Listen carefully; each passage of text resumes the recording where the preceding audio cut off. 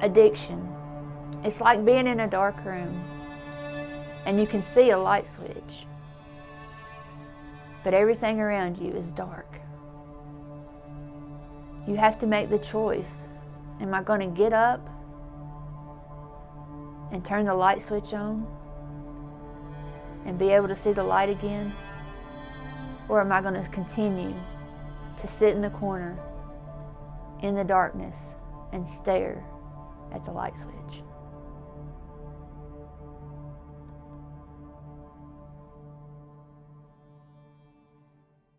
I'm Jessica Williams. My name is Caitlin Smith. I'm Claudia Honeycutt. Hi, my name is Caitlin, and I'm from Spruce Pine, North Carolina.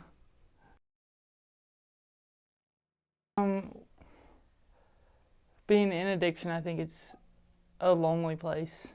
I think it's a dark place. Because you isolate a lot. You pull away from the people that you love, and even when you do spend time with them, you know, you're not really spending time with them.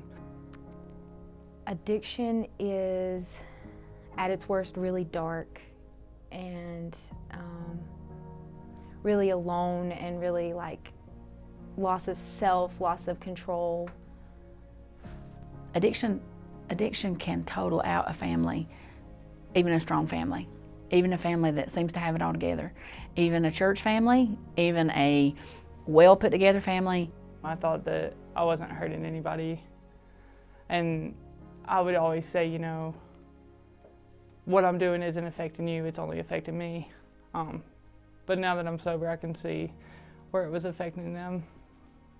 You know, it affects everybody that cares about you, so. I lost them, like slowly, because of my own choices, and I pushed everybody away that really cared about me, and I fought anybody that really loved me.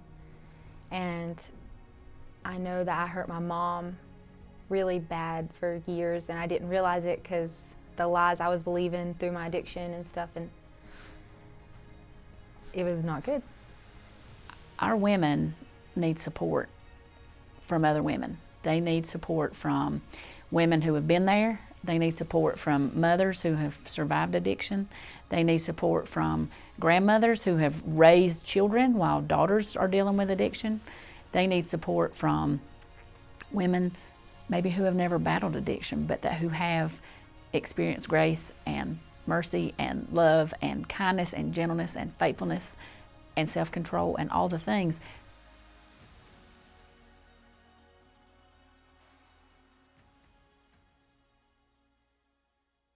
So I need to start from that morning, because my dad had bought me, I had just started going back to church. I had been on house arrest, got off house arrest, and had been trying to get clean for like 4 months. I had actually got ready for church and was coming down our driveway, and my dope dealer, well, he lived at the bottom of my driveway. And I ran into him that day, and I never made it to church. I went up to where we would go and do our thing, and I got high.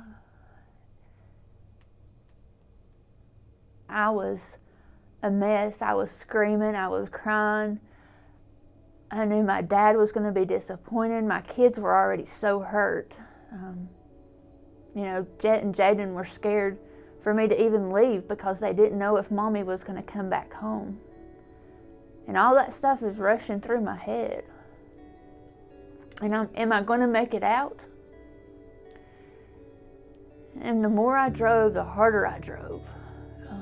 I just drove, and it was such a long ride of so many thoughts. I just felt, when they say you're spiraling out of control, I could feel every being in me just spiraling.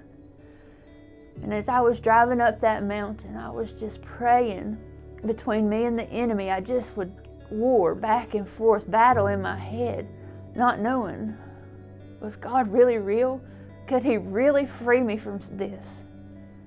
Once I got to the top of that mountain, well, it was cram-packed full of cars, but my whole intentions was to go over that to the other side and drive off. Well, there was so many cars I couldn't even, I had to slow down. And it was in the slowing down and turning around. And once I turned around and I come back down to that next pull-off, the first pull-off when you're coming back down Roll Mountain, I pulled off to the side. And that's when I opened my arms. And I told God that if He couldn't take this addiction from me, that He was going to have to take me. But if He would take this addiction, I would do whatever He asked of me to do.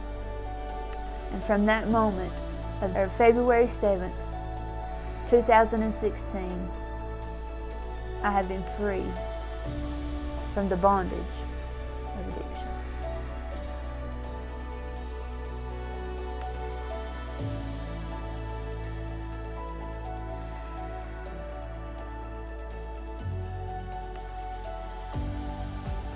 Well, Never2Scarred is very personal. It's not something that somebody just sat behind a desk and said, gosh, this is something that I think will be a good idea. This ministry was created because somebody lived it. There were families that lived it. There were pastors' families that lived it. There were church kids that lived it. There were children that have lived it. So it's not a program that a bunch of people just sat down and said, gosh, we think this is a good idea. It was a real need. It is a ministry because it's speaking from personal experience, directly to the heart of the family, directly to the heart of the addiction, directly to the heart of the community.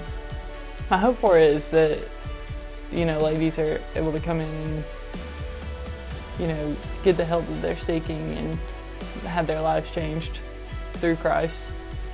That no matter what you've done, no matter who you've become, what awful things you've done, for Jesus, you're never too scarred to bring back for His grace. Because when He died on the cross, He took all that for us.